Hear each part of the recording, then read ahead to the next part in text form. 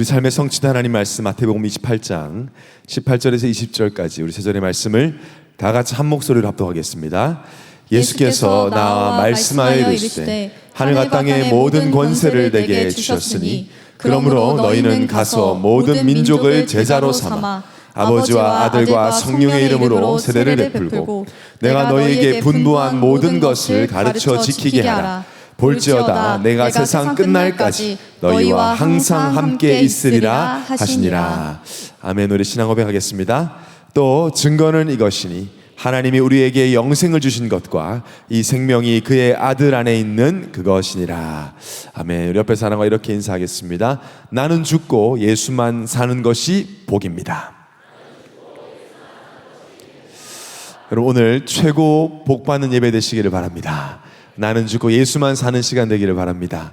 오늘도 이 축복된 말씀 받고 새로운 시작을 위해서 하나님이 6명의 우리 세 가족을 보내주셨는데 자진에서도 오고 또 전도자들의 기도를 통해서도 오고 갈렙 보고도 오고 많은 분 오셨습니다. 우리 박수로 세 가족 환영하겠습니다.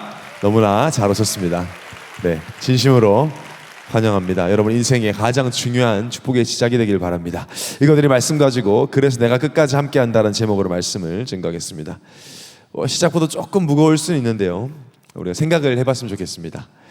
여러분, 만약에 우리가 죽기 전에 의식이 뚜렷하다고 가정하고, 사실 그러기가 쉽지 않죠, 그죠? 보통 이제 죽음 직전에는 의식이 잘 없는데 잠시 의식이 아주 뚜렷해졌다라고 생각을 하고 마지막 유언을 할 수 있는 어떤 기회가 주어졌다면 여러분 어떤 말을 하고 싶은지 지금 속으로 한번 몇 초 동안 생각해 보세요. 목사님 시작부터 이렇게 죄송한 소리 하십니까 하지 마시고 마음으로 한번 우리가 생각해 보는 거죠. 여러분 생각하셨어요? 내가 지금 딱 이렇게 잠시 인생의 마지막 말을 할 수 있다면 아무 말이나 할 것 같지는 않아요. 아무 말이나 할 것 같지는 않습니다. 뭐 아재 개그하고 막 이럴 것 같지는 않아요.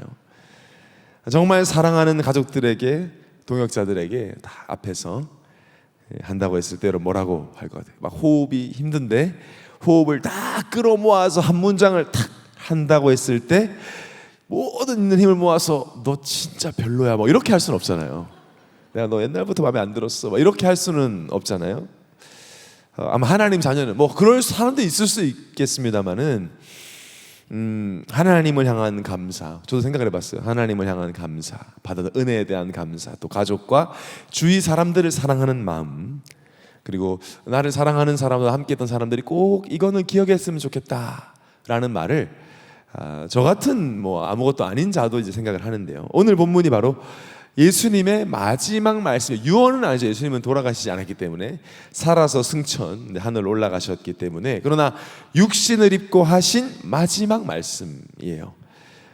이것을 신학자들은 대위임령이라고 말하기도 합니다. 말 그대로 큰 부탁의 명령이라는 뜻도 있고요.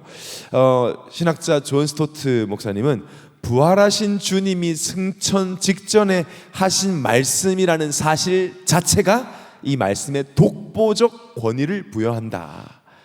마지막으로 하신 말씀은 가장 중요하게 여기신 것이다 라고 이 마태복음 28장 마지막 세 절을 정의를 하셨습니다. 부활 승천 직전에 하신 말씀이라는 것만으로 엄청난 독보적, 다른 어떤 말씀보다 훨씬 더 권위를 부여한다라는 것이죠. 그래서 오늘 읽은 본문이 우리가 늘 너무 잘 아는, 아마 대부분 청년들은 이미 암송도 하고 있는 익숙한 말씀인데, 우리가 익숙하다고 해서 의미를 정확하게 아는 것은 또 아니죠. 그래서 오늘 여러분 이 말씀에 가장 중요한 이 말씀의 의미를 깨닫는 날 되기를 바랍니다. 여러분 예수님이요 십자가에서 죽으셨어요. 그리고 완전히 죽으셨다가 완전히 살아나셨어요. 자, 여러분 이게 여러분 너무 많이 우리가 들어서 그냥 맞아요 하지만 조금 깊이 생각해 보면 너무너무 말도 안 되는 일이죠. 그 누구도 죽었다가 살아난 사람은 없습니다, 여러분. 죽은 자는 다 죽어 있습니다. 제가 지난주에 어떤 탈북자 목사님의 한 설교를 듣게 됐는데 저보다 2살이나 어리신 젊은 목사님이셨어요. 참 이분의 인생 이야기 듣는데 참 마음이 막 참 먹먹해지고 또 굉장히 부끄럽기도 하고 도전받았는데, 보니까 어릴 때 탈북을 하셨다가 하나님을 탈북하는 과정 속에 하나님을 믿게 되고, 믿는다기보다 이제 교회를 접하게 되고, 하나님을 이렇게 만나고 싶어서 막 산에서 기도를 하고, 어린 나이 15살에 막 기도하다가 하나님을 믿게 되고, 기도하는 중에 환상이 자꾸 보여서, 어떤 환상이냐, 북한에 있는 성도들이 막 이렇게 손을 흔드는 환상, 와, 핍박과 탄압 속에서 우리를 도와주세요 하는 환상이 보여서 그 교회 전사님께, 전사님 저 환상이 보여요, 이 북한 사람 손 흔들었더니 그 전사님이 환상 같은 소리 하지 말고 성경이나 읽어. 저희도 그렇잖아요. 아무래도 환상이 좀 위험하니까 다시, 그래서 맞아 성경 읽어야지 하는데 다시 기도하는데 또 환상이 또 보이는, 꿈을 꾸는 거예요. 막 북한 사람 도와달라. 그래서 이분이 기도하다가 다시 월북을 합니다. 다시 북한으로 가서 복음을 전하고, 중국을 통해서 가서 복음을 전하고, 그러다 16번 감옥에 가요.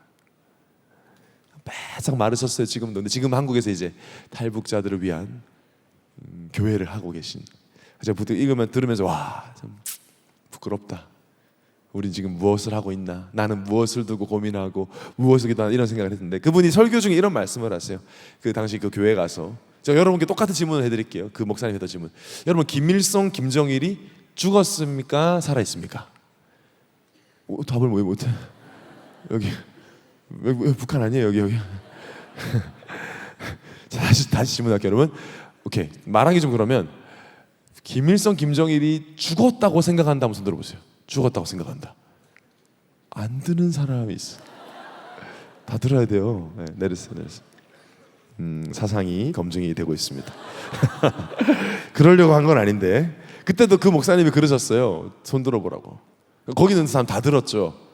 그러더니 여러분, 북한이었으면 다 총살입니다. 그럼 북한은 김일성이 죽었다고 말하면 총살이래요. 김정일이 죽었습니다 하면 총살이래요. 뭐라고 말해야 되냐?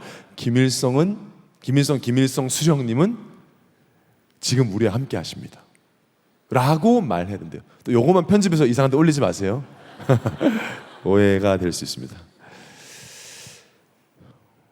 그렇게 말해야 된대요. 여러분, 여기서 조금만 북쪽으로 가면 북한이에요. 우리 박은재 청년이 파주에서 일하는데, LG에서 자기 운전하다 졸다 보면은 통일전망대 가 있대요. 좀 더 졸면 이제 개성으로 가는 거예요. 더 졸면 평양 가고, 이제 그런 거죠. 죽었습니다, 김일성. 진작에 죽었고 완전히 죽어 있어. 미라로 아무리 보존해도 죽었어요. 절대 살아나지 못할 겁니다. 죽었습니다. 죽은 지 한참 되었습니다. 죽었다 살아난 사람은 없습니다. 그런데 인류 역사상 한 분이 계십니다. 그분이 예수님이십니다. 죽음을 이기셨어요. 자, 이것이 사실이라면 여러분, 정신이 번쩍해야 되는 거예요. 죽음을 이기셨어. 죽음을 이기신 분이야. 살아계신 분, 지금도 살아계십니다. 어째서 예수만 구원자라고 기독교는 독선적으로 편협적으로 얘기하느냐, 예수만 어째서 진리냐, 그 질문에 우리는 당당히 말할 수 있습니다. 예수만 죽었다가 살아나셨습니다. 그것도 성경대로 죽으시고 성경대로 살아나셨습니다. 예수님은 그리스도라는 증거로 완전히 죽으시고 완전히 살아나셨어요. 죽음의 권세를 이기시고 마귀를 멸하셨고, 그래서 예수님 직접 말씀하시는 거, 오늘 본문 18절에 하늘과 땅의 모든 권세를 이제 내가 가지고 있다. 죽음의 권세도 이기셨으니까 정말 하늘과 땅의 모든 권세를 예수님이 가지고 계시다는 거죠. 여러분, 이 한 구절만으로도 우리가 평생 예수만 바라봐야 될 충분한 이유가 되는 줄 믿습니다. 예수님보다 강력한 존재는 없습니다. 하늘과 땅의 모든 권세를 예수님이 가지고 계십니다. 그분이 말씀하시니까 들어봐야 되겠죠. 하늘과 땅의 모든 권세를 가진 그분이 말씀하시니까 들어봐야 됩니다. 19절에 그러므로, 예수님이 어떤 분인지 말씀하신 다음에 그러므로 너희는 가서 모든 민족을 제자로 삼아 아버지와 아들과 성령의 이름으로 세례를 베풀고 가라고 하십니다.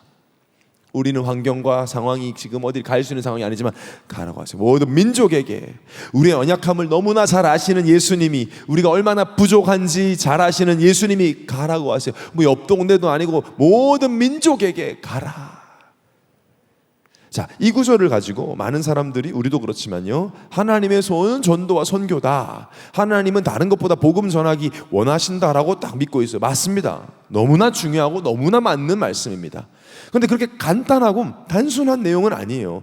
자, 복음 전하라라는 예수님 말씀하신 게 아니라 모든 민족을 제자로 삼아라, 영접을 시켜라는 말보다 세례를 베풀어라.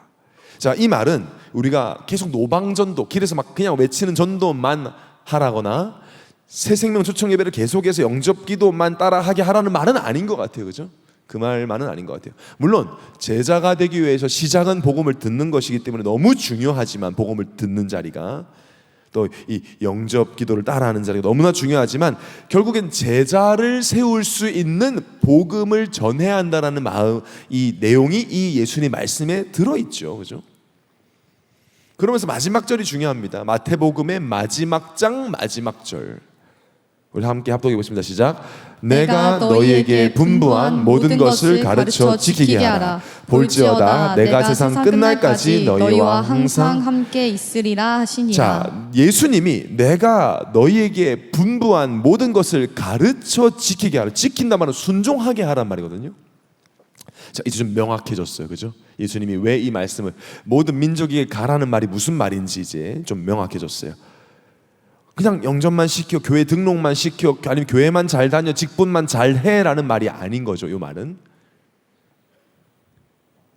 오늘 이번 달 키워드가 그대로 묻어 있죠. 예수님이 분부한 모든 것, 이게 핵심이에요. 예수님이 분부한 모든 것, 그냥 지나가면 안 돼요. 많은 것이 오해됩니다. 그러면 그냥 전도회 선교회가 아니라 첫 번째로 예수님이 분부한 모든 게 뭐냐는 게 중요하죠. 그걸 가르치고 지키라고 했어요. 우리가 어디 선교지 가면 그거 가르쳐 주라는 거죠. 지키게 하라는 겁니다. 예수님이 공생의 사역을 시작하신 그때부터 지금까지 예수님이 보여주신 것들, 제자들과 3년을 매일매일 함께 하면서 보여주시고 알려주신 대로 살도록, 나를 만나는 모든 사람이 예수님이 보여주시고 알려주신 대로 살도록 하라는 것이죠. 자, 이것이 전도라는 거예요. 이것이 선교라는 거예요. 우리가 꼭 전도라는 행위, 복음을 전하고 전도지를 주는 행위뿐만 아니라 그것은 전도의 한 부분이고, 분부한 모든 것을 가르치고 또 지키며 살아가는 그 자체가 전도이고 선교라는 것이죠. 예수님은 다 보여주셨고 이 성경 사복음서에 다 기록이 되어 있어요. 왜 기록하셨을까요? 와, 예수님 대단하시다라는 감탄을 하라는 것이 아니라 가장 먼저는 그리스도이신 예수를 믿고 영생을 얻으라는 것이고, 그 두 번째로는 예수님 분부한 보여주신 모든 것을 가르칠 수 있도록 우리에게 보여주신 것이죠. 성령은 그렇게 우리를 인도하고 계시다는 것입니다. 또 그렇게 살도록 은혜를 주신다고 약속을 하고 있습니다. 오늘이 6월 마지막 주일이에요. 여러분, 벌써 어느덧 CYC 한 지가 엊그제 같은데 오늘 6월 마지막 날이에요. 마지막 주일이에요. Jesus like, 예수님을 닮고 예수를 따라가고 예수님 같은 이런 청년이라는 키워드가 그냥 지나가서는 안 되겠습니다. 예수님 원하시는 삶, 예수님의 마지막 명령은 다름 아닌 예수님이 분부한 대로 살라는 거예요. 많은 걸 보여주셨는데 그걸 어떻게 다 알 수 있냐? 핵심이 뭘까요? 핵심, 예수님이 분부한 것의 핵심은 바로 이전과는 다르다는 거예요. 예수님을 믿기 전과는 다른 것, 예수를 믿고 나면 이전과 같을 수 없다라는 게 예수님이 가르쳐 주신 것들의 핵심이에요. 예수님이 공생이 3년 동안 많은 것을 하셨지만 가장 강조했던 것이 바로 새로운 정체성이에요. 분부한 많은, 결국 그 핵심은 뭐냐? 새로운 정체성. 새로운 정체성, 말 그대로 하나님을 아버지라 부르게 되었다는 것입니다. 여러분, 예수님이 기도를 가르쳐 주시면서 우리에게 가장 먼저 하신 말씀이 마태복음 6장 9절에 나와 있어요. 너희는 이렇게 기도하라. 저 어떻게 기도해요? 라는 질문. 이렇게 기도하라. 예수님이 알려주시면서 하늘에 계신 우리 아버지여, 이름이 거룩히 여김을 받으시오며. 자, 이게 엄청난 말이에요.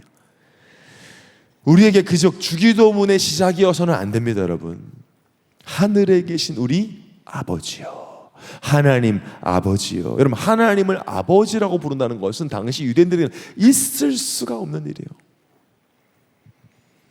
하나님을 아버지라 부를 수 없던 우리가 하나님을 아버지라 부르게 된 것은 근원적 변화를 말하는 거죠. 여러분, 하나님을 아버지라고 자주 부르고 계십니까? 저는 어릴 때 이 강서로 교회 때, 예원교회로 이름 바뀌기 한참 전 강서로 교회 94년도 5년도 이때 너무 새벽 기도를 오고 싶어서 오진 않았고요. 아버지가 끌고 가서 어쩔 수 없이 새벽 기도도 왔고, 금요 기도에도 늦게까지, 지금은 우리가 뭐 10시 반쯤 막 끝나잖아요. 금요 기도에 불이 꺼지는데 당시에는 12시가 넘었어야 됐어요. 심야 기도회라고 불렀어요, 당시에는. 그래서 보통 예배를 10시쯤인가 시작해가지고 예배 끝나면 12시 반, 그렇게 기억이 나요. 그래서 완전히 막 잠에 취해가지고 예배를 드렸던 때가, 제가 초등부 뭐 할 때인데 5, 6학년 때 은혜 받겠다고 금요 예배 때 요 맨 앞 두 자리에 앉아 자리를 다 맡아가지고 초등학생들 앉혀놓고 딱 은혜 받다가 불 꺼지고 있다가 기도하다 불 켜면 다 자고 있었어요, 이렇게 앞에서. 그때 저는 기도를 잘 할 줄 모르니까 어른들, 꼬마 때 어른들이 이렇게 기도를 하는 소리가 듣잖아요. 당시에는 막 예원교회 안에 방언도 되게 많이 하고 그랬는데, 그래서 어떤 분은 막 그냥 아버지 아버지 이것만 계속 하는 분이 있어요. 막 근데 뭐 그런 분들이 꽤 많았어요. 어른 나이 드신 권사님, 장로님들 중에, 집사님들 중에 그냥 막 30분 동안 막 아버지 아버지. 그때는 제가 어리니까 속으로, 아니 무슨 기도가 내용도 없고 저렇게 아버지 아버지. 어떤 때는 아버지 서글프게 아버지 했다가 또 아버지 했다가, 어떤 때는 막 짜증내 아버지 했다가 아버지 아버지만 부르시는 거예요. 근데 제가 지금 40이 넘고 나서 보니까 이게 무슨 기도인지 알겠는 거예요. 어쩌면 그것이 가장 진실된 기도일 수 있겠다. 가장 올바른 기도일 수 있겠다. 예수님이 말씀하시잖아요. 하늘에 계신 우리 아버지. 저도 이번 주 내내 아버지 찾았어요. 생각이 복잡해질 때, 막 어두운 생각들이 들어올 때, 사실 그때 가면 어떻게 기도해야 될지를 모르겠다, 이럴 때가 여러분 있잖아요. 여러분, 기도문을 보면서 기도할 수 있는 건 사실은 좀 온전한 상태 때는 되는데, 너무 괴롭고 힘들면 이 기도문도 잘 와닿지 않아. 읽어도 좀 건조하게 읽게 돼요. 그때는 그냥 덮어놓고 그냥 아버지, 하나님 아버지. 기도를 조리 있게 할 수 없을 때 그냥 엎드려서 아버지 아버지, 나는 아버지의 아들입니다. 이런 아버지란 말이 뭐예요? 나는 아버지의 아들입니다. 아버지의 딸입니다. 나는 자녀입니다. 그 말이에요. 예수님이 가장 강조하신 부분이에요. 하나님을 아빠라고 부를 수 없던 내가 예수 그리스도의 보혈로 하나님의 자녀로 입양되었어요. 양자가 되었어요. 그래서 우리가 아빠 아버지라 부를 수 있게 되었습니다. 이것은 단순한 호칭이 바뀐 것이 아니라 모든 것이 바뀌었단 말이고, 모든 기준이 달라졌다는 것이죠. 그래서 복의 기준 달라집니다. 세상과는 달라도 너무 다르죠. 세상 사람들은 알아들을 수 없는 외국어 같은 소리를 합니다. 세상에서 복, 블레싱, 럭키 비키 하면 뭐예요? 나만 잘 되는 거잖아요. 내 마음대로 되고 나만 잘 되는 거. 성경에서는 복, 성경이 말하는 럭키 비키가 뭐예요? 성경이 말하는 대박이 뭐예요? 예수님 말씀하셨잖아요. 팔복의 시작이 뭐예요? 심령이 가난한 자는 뭐가 있나니? 복이 있나니. 여러분, 심령이 언제 주로 가난하죠? 내 뜻대로 되는 게 하나도 없을 때, 그때 제일 심령이 가난합니다. 내가 원하지 않는 상황이 계속 펼쳐질 때 그제서야 엎드려 하나님 아빠 아버지 울면서 기도하잖아요. 그게 복이라는 거예요. 지금 여러분 표정 보니까 저는 그 복을 원하지 않습니다라고 하는 표정들이 있어요. 근데 이게 복이에요. 너무 새롭죠? 새롭습니다. 새로운 정체성이기 때문에. 나의 죄와 나의 약함과 세상의 악함에 애통한 것이 복이고, 온유한 것이 복이고, 의에 줄이고 목마른 것이 복이고, 세상과는 완전 다른 복의 기준을 가지고 사는 것, 의지할 곳 없어서 하나님만 의지하는 것, 모든 것이 무너져서 하늘의 구멍만 보고 하나님 바라보는 그것, 그것이 복이라는 겁니다. 이것이 복인 줄 알고 사는 게 전도라는 거예요. 이것이 복인 줄 알고 사는 게 선교인 줄 믿습니다. 이거를 모든 민족에게 가르쳐 주라는 거예요. 이걸 가르쳐 주라는 거예요. 내가 분부한 거, 하나님을 아버지라 부르고 그 의미와 가치가 뭔지를. 그러니까 하나님의 자녀이니까 기도할 때도 염려하면서 먹을 거, 마실 거, 입을 거, 눈에 보이는 거 문제 해결 위해 기도하지 말고, 그거는 하나님 자녀 아닌 자들이 구하는 것이니, 하나님을 아버지라 부르는 자는 마태복음 6장 33절의 말씀처럼 seek, 찾으라. 뭘? 먼저 그의 나라와 그의 의를 구하라. 하나님의 뜻대로 살기를 구해라. 그리하면 모든 걸 더하여 주신다. 그러니까 기도 제목도 다르다는 것이죠. 그러니까 다르다를 얘기하고 있는 거예요.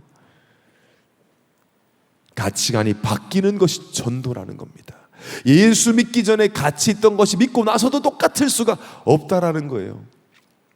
그것이 새로운 정체성이고 예수님 분부하신 거. 두 번째는 새로운 사랑입니다. 예수를 믿고 나면 나 같은 말도 안 되는 죄인을 먼저 사랑해 주신 그 사랑을 알고 나면, 나 같은 죄인을 안아주신 그 사랑을 받고 나면, 정말 그 사랑을 알고 나면 이전에 사랑했던 것과 이전에 사랑했던 방식을 버리고 새로운 사랑을 하게 되는 것이죠.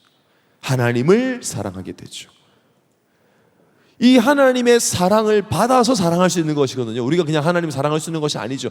우리가 하나님의 그 사랑을 계속 받다 보니까 하나님을 사랑하게 되고, 그 사랑을 계속 받으면 나중에는 원수까지 사랑할 수 있게 된다. 그까지 갈 수 있는 은혜를 주시겠다는 거죠. 여러분, 그 은혜를 경험하시기 바랍니다. 예전에는 이 사람 정말 품을 수 없는데 지금은 사랑할 수, 용서해 줄게, 넘어가 줄게, 사랑할 수 있을 정도. 마태복음 5장 44절에 보니까 나는 너에게 이르노니 너희 원수를 사랑하며 너희를 박해하는 자를 위하여 기도하라. 나한테 좀 잘해주면 좋아하고 아니면 미워하는 어떤 그 사랑을 버리고, 지금 여러분 홍명보를 너무 미워하지 마세요. 우리마저 지금 공항에 계란 들고 가려는 분들 참으세요. 우리는 그러면 안 돼. 그러고 싶지만 그러면 안 돼. 목사님 마음으로 이미 죽였습니다. 괜찮아요. 오늘 회개하시고. 저는 기도했죠. 하나님께서 우리가 득세에 집중하라고, 득세 16강 시간하고 겹치면 되겠어요. 그게 하나님 우리 기도하라고, 레니워크의 응답으로 전격 탈락. 저도 남아공거 경기 보고 너무 하루 종일 마음이, 내가 왜 이렇게 시간 들여 열받아야 되나. 그죠? 원수도 원수 아니잖아요. 그냥 사랑해 주세요. 사랑, 영혼 사랑하는 마음. 그렇게 된다는 거죠. 말씀을 사랑하게 되고 순종을 사랑하게 되면서 반대로 죄를 미워하게 되고, 하나님 미워하는 걸 나도 미워하게 되고, 이전에 사랑했는데 이제는 미워하게 되고, 하나님이 사랑하는 것을 사랑하게 된다는 것이, 눈에 보이는 것만이 아닌 마음 중심에 하나님 사랑하기를 원하는, 그것이 예수님이 보여주신 것. 특별히 인간관계 제일 어렵잖아요. 사랑했던 사람에게 실망하는 마음도 너무 힘들지만 또 사랑하는 사람을 실망시키는 것도 더 힘들어요. 그래서 예수님은 우리에게 수천 번 실망하셨는데 여전히 또 사랑해 주세요. 우리를 살리셨고 세우세요. 예수님은 죄인들과 당시에 겸상을 할 수 없는 이미 실패한 자라고 낙이 찍힌 그들과 식사하시고 함께 하셨어요. 이미 드러난 죄인들, 오피셜한 죄인들이 부끄러워서 숨을 때 그들을 찾아가시고 용서하시고 그 죄에서 빠져나오도록 다시는 죄를 짓지 말라고 사랑으로 말씀하셔서 새로운 길로 인도하셨어요. 오히려 드러나지 않았다고, 걸리지 않았다고 외식하고 정죄 판단하는 바리새인들을 책망하셨어요. 여러분, 새로운 사랑을 하도록 하는 것이 전도요, 선교입니다. 그 말씀이에요. 이 본문이요. 그냥 전도지 하나 주는 게 아니에요. 새로운 사랑을 하는 것. 그 은혜를 주신죠. 반드시 주십니다. 먼 이야기가 아니에요. 자, 정체성이 달라지고 사랑이 달라지면 당연히 이제 새로운 삶의 방식이 나오죠. 삶이 달라지는 거죠. 당장 달라지지 않아도 이 방식 자체가 달라집니다. 성령이 역사하시기에 많은 것이 달라지죠. 오늘 다 말씀드릴 수 없지만 가장 크게 달라지는 것은 바로 섬김 받기를 원하는 삶에서 섬기는 삶으로, 바뀌어지죠. 마태복음 20장 28절에 인자가 온 것은 섬김을 받으려 함이 아니라 도리어 섬기려 하고 자기 목숨을 내 목숨 많은 사람의 대속 물려주려 함이니라. 예수님이 오신 것이 왕이시고 하나님이신데 섬김 받으러 오신 것이 아니라 목숨 내어주러 대신 죽으러 왔다. 예수 믿는 사람의 정체성이죠. 잘 섬겨서 복 받는 그런 수준이 아니죠. 실제 사람들을 섬기기를 기뻐하셨던 예수님처럼 누군가 위에 군림하고 통제하려는 것이 아니라 섬기는 삶. 예수님 마지막까지 제자들의 발을 씻겨 주셨어요. 낮아지고 내려오는 삶을 보여주셨어요. 이것이 전도이고 선교라는 것입니다. 복음을 전하는 하나의 행위뿐만 아니라 내가 너에게 분부한 모든 것을 가르쳐 지키게 하라. 자, 이것이 예수님 분부한 것이에요. 뭐 많지만 크게 세 가지로 우리 정리했습니다. 새로운 정체성, 새로운 사랑, 새로운 삶의 방식. 낮은 자리에서 섬기는 삶. 자, 여러분 이제 어떤 것부터 떠오릅니까? 이 말씀 듣고 나니까 나는 저렇게 못 살겠다. 안 될 것 같은데요. 그건 제자들도 마찬가지였어요. 그래서 예수님 말씀하십니다. 그게 오늘 제목입니다. 두 번째로 그래서 끝까지 함께 하신다는 거죠. 오늘 본문에 내가 너에게 분부한 모든 가르쳐 지켜 가라. 아마 그 말씀 들었을 때 제자들도 표정이 약간 안 될 것 같은데 전혀 못할 것 같은 표정을 지었을지도 모르겠어요. 그때 볼지어다 봐, 나를 봐. 아마 제자들 눈을 깔고 있었나 봐요. 안 될 것 같은데요. 봐, 볼지어다. look, 볼지어다. 내가 세상 끝날까지 너희와 항상 함께 있으리라. 여러분 예수님이 가르쳐준 대로 살고 지저스 라이크로 살면요 필연적 충돌이 일어납니다. 이 땅에 살면서 부딪혀요. 여러분 예수 믿고 세상에서 편안하게 사는 거 안 돼요. 왜? 세상을 거슬려 가기 때문에요. 그게 당연한 거. 역주행하잖아요 우리는. 그러니까 부딪히는 거죠 계속. 진정한 그리스도인으로 살면 반드시 충돌이 일어납니다. 일단 주일 예배부터 여러분 주일 오후 2시 어디가? 교회가? 이해 못해요. 뭐 주일 예배를 위해 토요일 날 미리 준비하고 우리 갈렙 사양대는 토요일 날 연습하고 막 여러분 갈렙 사양대 하는 거 보면 막 워십하고 막 이런 거 보면 막 사람들이 또 막 여러분 친구 놀리잖아요. 뭐 넌 다 커가지고 뭐 이렇게 뭐 가운 입고 춤추냐 춤도 못 추는 게 입 모양 하나도 안 맞아.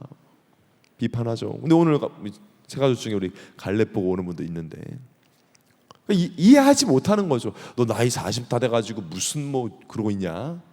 충돌해요. 왜냐하면 세상은 결국 내가 원하는 대로 내 감정대로 내 느낌대로 내가 좋으면 되는 그 길로 가죠. 그 길로 가는 목적은 뭐죠? 내가 드러나고 내가 주목받고 내가 원하는 것을 이루고 내가 인정받는 것. 예수님을 따라가면 아예 다른 길이죠. 내가 죽고 예수만 살고 나는 낮아지고 내려놓고 나는 없고 예수만 있고 날마다 죽는 걸 기뻐하고 토기장이신 예수님이 나를 망하게 하든 흥하게 하든 상관없어. 나는 예수만 보이면 돼. 막 주위 사람들이 다 이걸 해도 하나님이 미워하시면 나는 그 길에서 벗어나고. 충돌해요. 충돌이 없는 그리스도인은 그리스도인이 아니에요. 물론 내 안에 또 정욕이 있고 이 죄를 사랑했던 체질이 있기 때문에 부딪혀요. 내가 벌어서 내가 쓰고 날 위해 쓰기도 모자란데 헌금, 헌신 이것부터 부딪히죠. 안 맞죠. 특히 요즘은 뭐 가장 쾌락과 세상 기쁨을 위해 뭐든지 하는 시대이잖아요. 근데 그런 자리를 가지 않고 말씀 붙잡고 기도한다면 당연히 충돌이 일어납니다. 자, 그래서 우리가 힘들다. 여러분 오늘 앉은 분들 중에서도 한 주가 힘들었어요.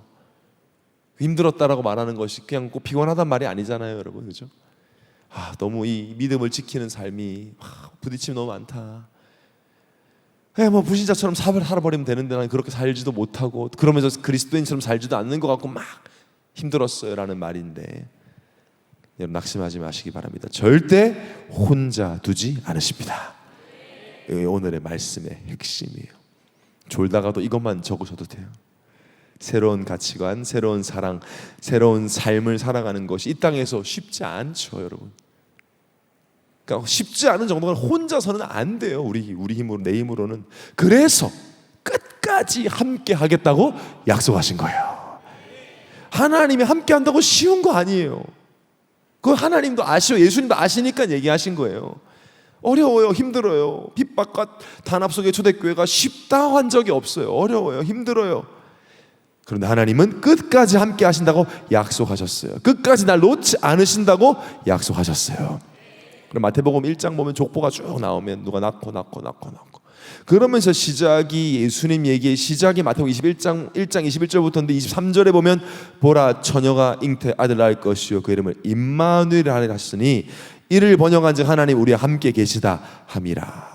자, 마태복음의 시작이 뭐예요? 임마누엘이에요. 하나님이 우리와 함께 계시다. 자, 마태복음의 끝이 뭐예요? 오늘 20절이 하나님이 끝날까지 너희와 항상 함께 있으리라. 마태복음의 시작도 하나님 우리와 함께, 끝도 하나님 우리와 함께. 이 수미상과 딱 맞는데, 그 마태복음 핵심 뭐예요? 끝까지 나와 함께 하신다. 시작과 끝이 딱 함께로 매칭되어 있어요. 의도하신 거거든요. 이건 하나님이 절대 떠나지 않겠다는 약속이고 절대 믿어야 되는 언약이라는 것입니다. 완전히 믿으시기를 예수님을 축원합니다. 의심하지 말고 항상 기억하시기를 예수님을 축원합니다. 뭐 내 안에 계시겠죠. 그 사람은 믿음이 약하다가 보다 여기 오늘 지금 있는 사람들 뭐 계시죠. 함께 아직 살만해서 그래요. 여러분 아직 내 힘으로 진짜 어려움이 오면 찾아요. 하나님. 죽을 것 같은 문제 앞에서는 하나님 계세요? 어디 계세요? 계시면 이럴 수 없잖아요 하면서 하나님을 찾아요. 하나님이 안 계신 것 같아서 힘든 거니까 그때 기억하셔야 됩니다. 내 스스로 다 포기하고 싶을 때도 하나님 나를 붙잡고 계십니다. 낭떠러지 끝에 서 있는 것 같을 때도 하나님 붙잡고 계십니다. 이제 안 될 것 같다는 내 생각에 내 스스로 사로잡힐 때도 붙잡고 계십니다. 안 계신다고 느낄 때도 하나님 붙잡고 계십니다. 제 말이 아닙니다. 시편 139편 8절 10절입니다. 합독합시다. 시작. 내가 하늘에 올라갈지라도 거기 계시며 수월에 내 자리를 펼지라도 거기 계시니이다. 내가 새벽 날개를 치며 바다 끝에 가서 거주할지라도 거기서도 주의 손이 나를 인도하시며 주의 오른손이 나를 붙드시리이다. 거기서도 이 말이 뭘까요, 여러분? 여기에는 안 계시겠지. 아니에요. 거기에도 계신다는 거예요. 이런 나와는 안 계시겠지. 이런 나 같은 사람하고는 함께 안 하시겠지. 아닙니다. 그런 너와 함께 하겠다. 나같이 이렇게 더럽고 잘못하고 이렇게 무너진 나한테는 함께 하시겠지. 그렇게 더럽고 부족하고 무너진 너와 나는 함께 하겠다. 끝까지 처음가는 그날까지. 여러분 이걸 언제 할 수 있냐? 기도할 때 할 수 있어요. 여러분 생각만 할 땐 잘 몰라요. 안 믿어져요. 그래서 기도가 너무 중요해요. 기도할 때 하나님이 알게 하세요. 내가 널 잡고 있다. 말씀 받을 때가 너무 중요해요. 그때 알게 하세요. 내가 너를 붙잡고 있다.